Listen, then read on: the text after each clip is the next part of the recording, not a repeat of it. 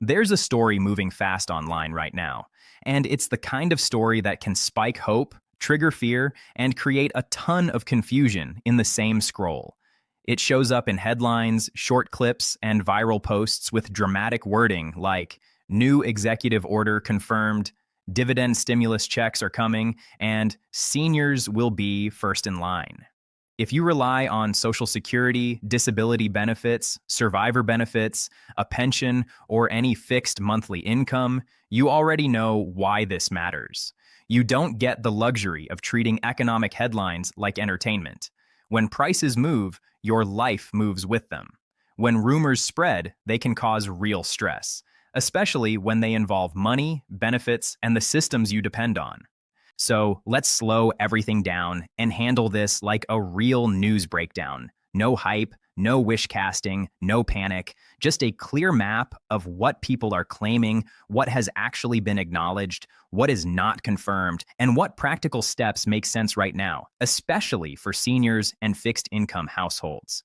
Because here's the truth, the internet is mixing a real policy conversation with a lot of exaggerated certainty.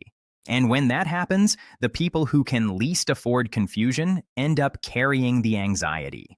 Let's begin with the phrase that's doing the most damage and the most persuasion at the same time: confirmed.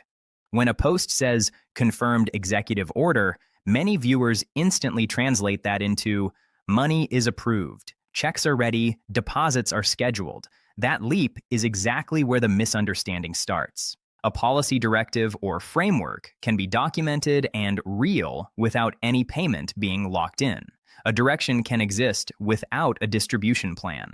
A concept can be under review without a final program being authorized. And that difference between direction and delivery is what gets flattened into one loud word: confirmed. So here's the grounded version. What people are pointing to is discussion around a formal directive framework, language that outlines how future relief could potentially be structured.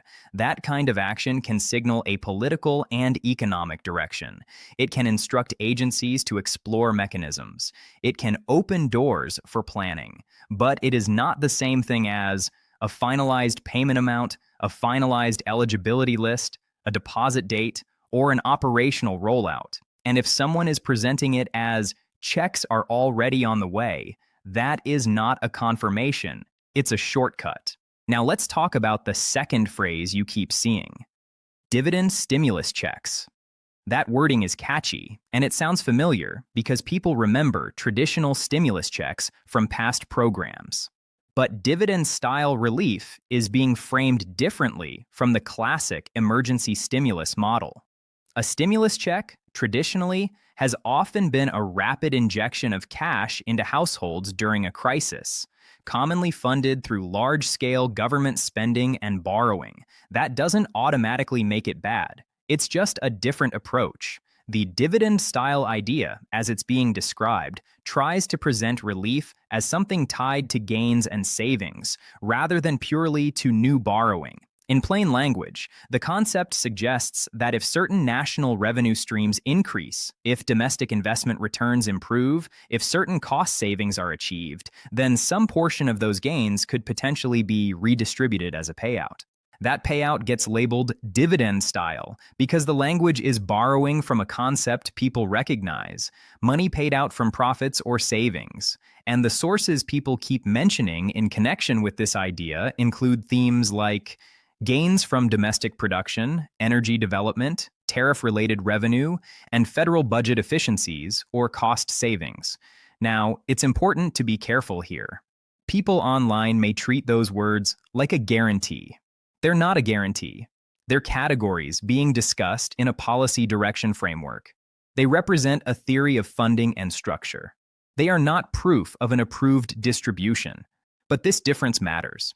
It's one thing to say the government is exploring a mechanism that might distribute relief in a dividend-like format. It's another thing to say dividend checks are confirmed and coming next week. Those are two completely different levels of certainty. Now, why does this conversation keep circling back to seniors? Because seniors face inflation like a tax that never stops. When you're on a fixed income, you can't just work more hours to fight higher prices. You can't always switch plans quickly. You don't always have flexible room in the budget.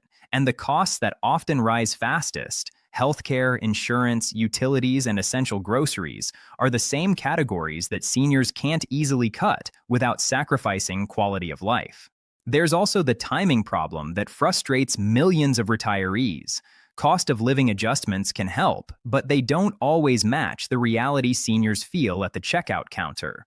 Social Security cost of living adjustments are based on inflation measures and timing. That means a change can reflect what happened earlier, while your current bills reflect what's happening now. Many seniors experience that gap as a constant catch-up game. The check might rise, but the prices already moved. So when policymakers and commentators talk about supplemental relief, seniors become the focus because they are the group most vulnerable to long stretches of uneven inflation. Now add Medicare to the picture because this is where it becomes painfully real. Even when a Social Security payment increases, Medicare Part B premiums, prescription drug costs, and supplemental coverage can increase too. Sometimes those increases swallow the benefit bump. The result is that a retiree hears your benefits are going up, then looks at the real net difference and feels like nothing changed, or worse, like they lost ground. That's why any discussion of additional relief often highlights seniors. Healthcare inflation is not optional, and it hits older Americans directly. Now here's where the confusion gets dangerous. Some viral claims suggest this new dividend-style relief would replace Social Security or affect monthly benefits. Let's address that clearly. The message being pushed in the policy exploration framing is not, we are replacing Social Security. The idea being discussed is supplemental, additional relief on top of existing benefits if implemented. The concept, as described, would not reduce your current Social Security check, would not cancel your monthly payment, and would not replace cost of living adjustments. This is one of the biggest fear triggers online, so it needs to be said plainly. A supplemental payout concept does not automatically mean your existing benefits are being taken away. Those are different conversations. Now, what about pensions? A lot of retirees rely on pensions, private or public, and they face the same inflation squeeze. Many pensions are not designed to adjust rapidly with rising prices. Some are locked into formulas that felt adequate years ago but feel tight now. Pensions are not issued in the same system as Social Security, and they are not handled identically. But the core reason pensioners care about this story is simple. The entire purpose of a supplemental relief conversation is to help offset the rising costs that fixed incomes don't automatically cover. So pensioners are part of the real-world audience this impacts, even if the delivery channel, if any program is approved, would likely be routed through federal benefit records rather than pension administrators.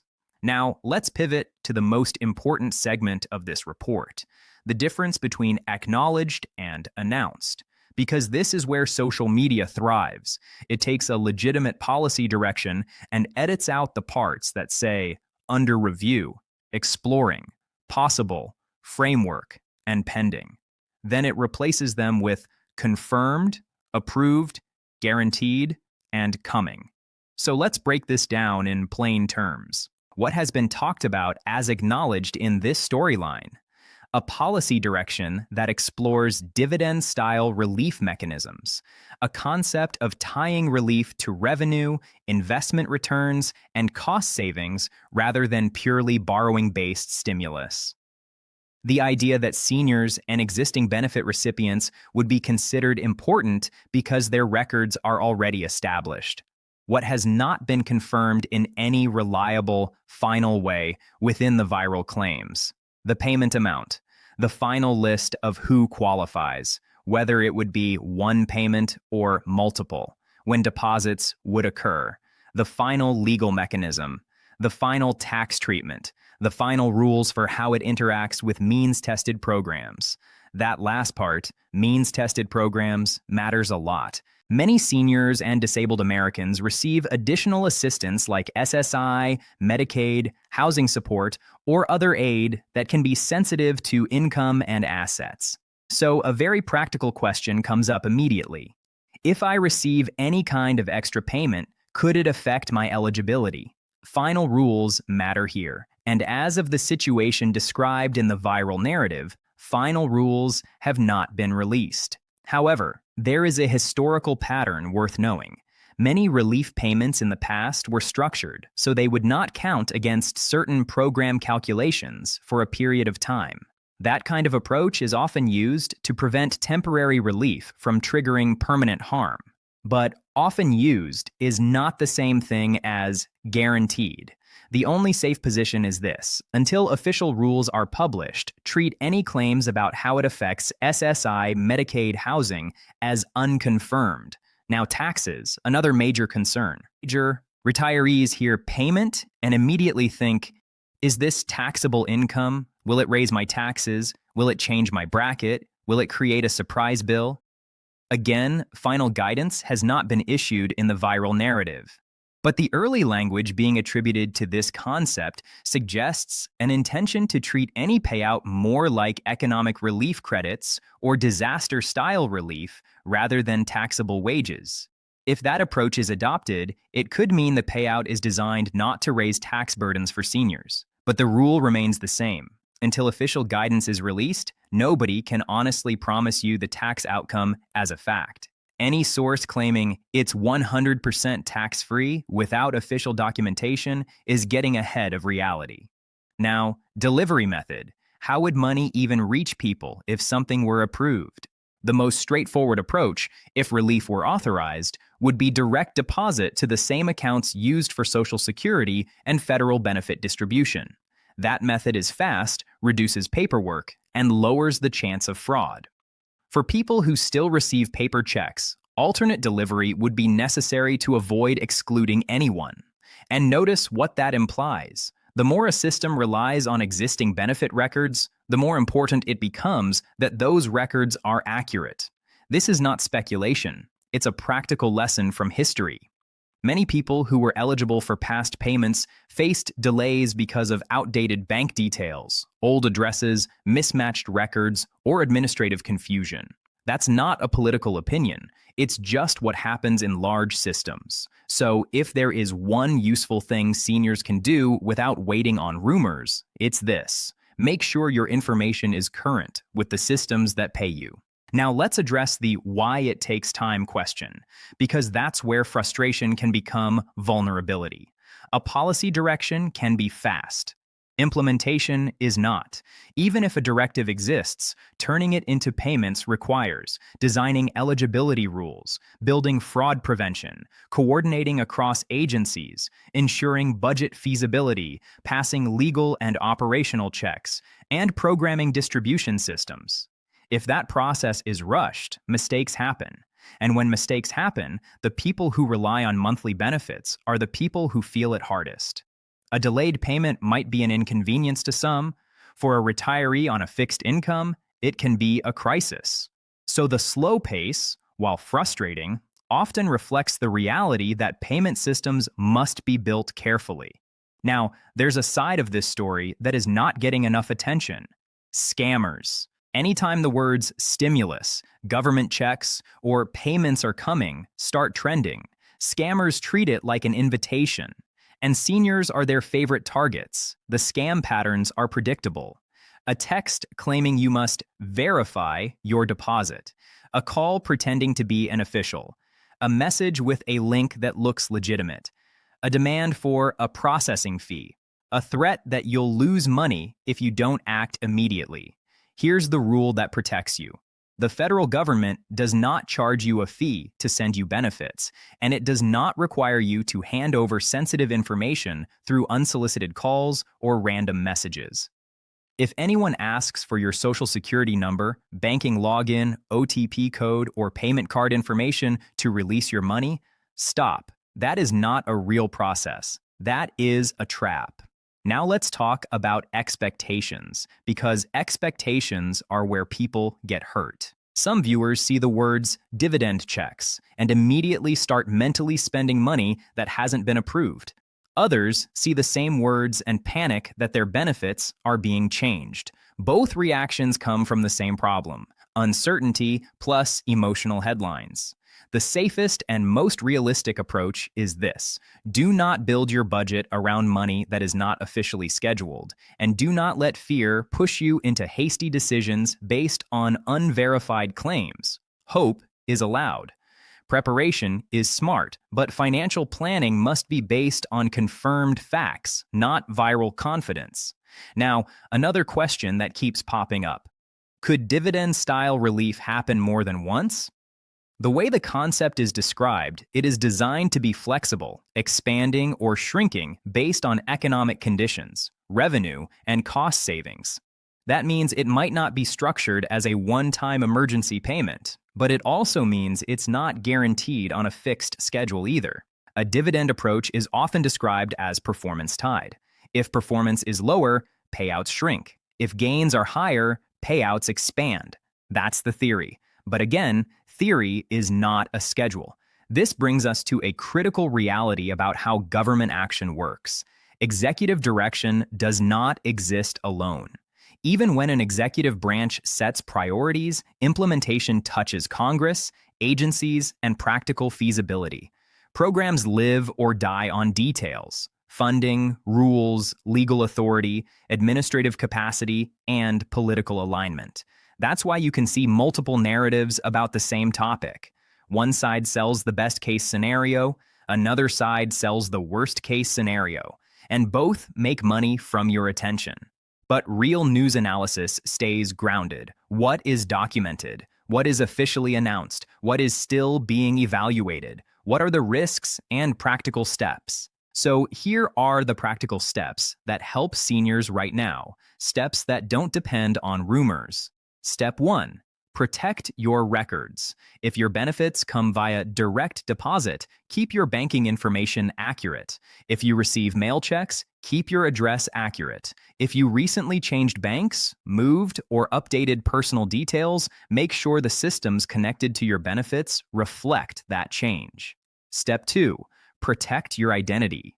Ignore random links. Don't respond to verification texts. Don't share codes or numbers with callers. If you want to check something, do it through official channels you initiate, not through contacts you receive. Step 3. Protect your mindset. Treat dramatic certainty as a red flag. If someone claims exact figures and exact dates while official sources remain vague, you are not watching news. You are watching speculation packaged as news. Step 4. Protect your budget. Make a list of your pressure points: food, utilities, insurance, rent or property taxes, and medications. Then plan conservatively. If additional relief appears later, it becomes support, not a necessity you were counting on. Now, let's close the loop on the biggest emotional fear. Is anything being taken away from seniors right now? Based on the storyline being circulated and the framework being discussed, the answer is no. This conversation is being framed as potential additional support, not benefit cancellation. No credible basis exists in the viral claim itself to say your current monthly benefit is being shut off because of this dividend concept. The story is being sold as extra, not replacement. And that's important because it changes how you should interpret the situation. You do not need to panic as if your benefits are disappearing. You do need to stay alert because misinformation spreads fast and scammers follow it. Now, here's the clean recap: simple and usable. There is online talk about a policy direction connected to dividend-style relief concepts. Dividend-style is being described as relief tied to gains, revenue, domestic returns, and cost savings, rather than the classic borrowed stimulus model. Seniors are being highlighted because inflation and healthcare costs hit fixed-income households hardest. Nothing in the circulating narrative provides a confirmed payment amount, confirmed eligibility list, or confirmed deposit date. No credible confirmation in the viral framing supports claims that Social Security is being replaced or reduced. Taxes and means-tested program interactions depend on final official rules, which are not finalized in the viral claims. Delivery, if ever approved, would most likely use existing federal benefit channels, making updated information important. Scams are the immediate real-world risk, and seniors should treat verification messages as danger signs. If and when official details appear, they will show up through official communication and credible reporting that cites actual documents, not recycled clips. That's when the conversation changes from framework to final rules. That's when amounts and dates become real. And that's when seniors can make decisions based on facts instead of forecasts. Until then, the strongest position is calm skepticism. Don't ignore it. Don't believe everything, don't panic, and don't click anything that asks for your information. Stay grounded, stay protected, keep your records accurate, and treat dramatic claims as a signal to slow down, not to rush into conclusions.